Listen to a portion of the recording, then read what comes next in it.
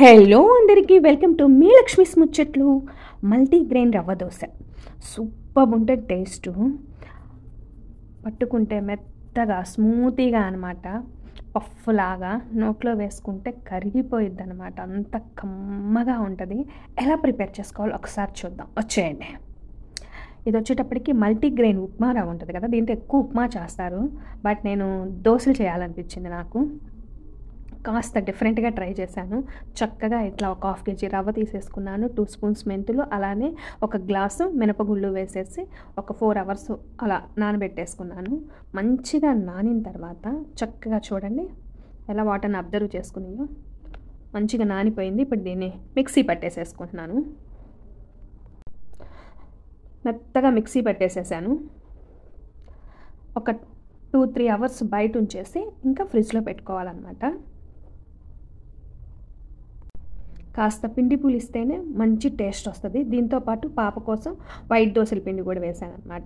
Multigrain వచ్చేసి శ్రీవారి కోసం, పాప కోసం వైట్ దోశల పిండి చూడండి చక్కగా ఎలా పులిసిందో. ఇప్పుడు టేస్ట్ చాలా బాగుంటుంది.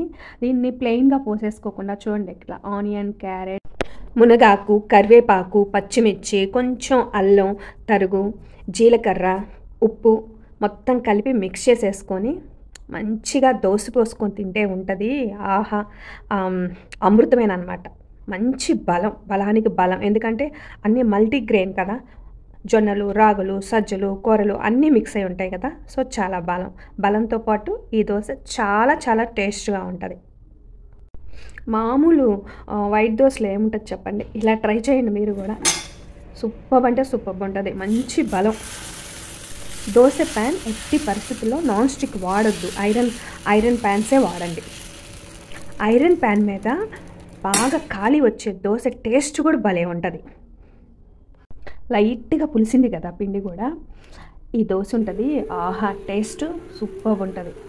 పాత రోజుల్లో మన మా అమ్మ వాళ్ళు పోస్తారు కదా పులి బొంగరాలని, ఇది అదే స్టైల్. కాకపోతే వాళ్ళు ఓన్లీ వైట్ దోశలో పోసేవాళ్ళు. నేను ఇప్పుడు మల్టీగ్రెయిన్ తో పోస్తున్నాను అనమాట. చూడటానికి కూడా భలే కలర్ఫుల్గా ఉంది.